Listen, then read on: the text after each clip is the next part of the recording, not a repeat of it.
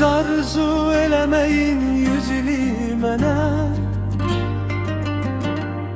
ağrılı, acılı il istəmirəm. Bir can sağlığını diləyin mənə, zəhrimar yağdıran dil istəmirəm. İstərəm hamının könlünü alam, xoş xatirə ilə yaddaşda qalam. Ötən günlərimi yadıma salam, gələn günlərimə kül istəmirəm. Qurbanam haqq yolun təmiz gedənə, kül olsun yetimin cibin güdənə.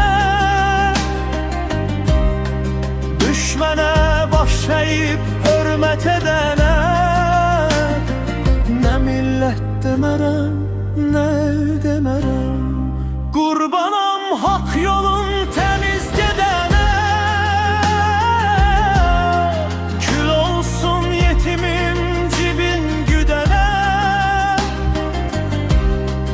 Düşmənə baş əyib hörmət edənə, nə millət demərəm, nə el demərəm.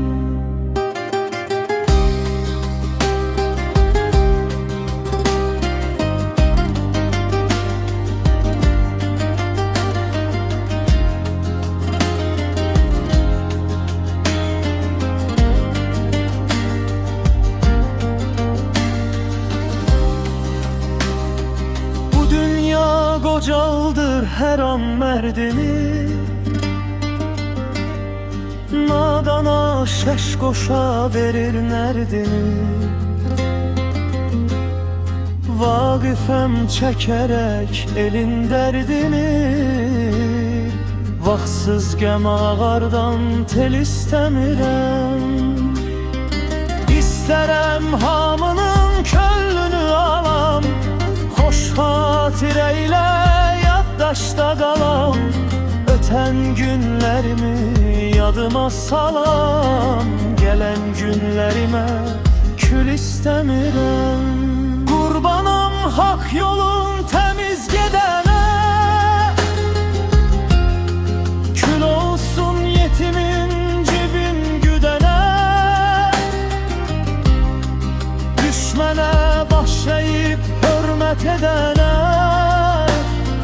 nə millət demərəm, nə el demərəm. Qurbanam haqq yolun təmiz gedənə, kül olsun yetimin cibin güdənə. Düşmənə baş əyib hörmət edənə, nə millət demərəm,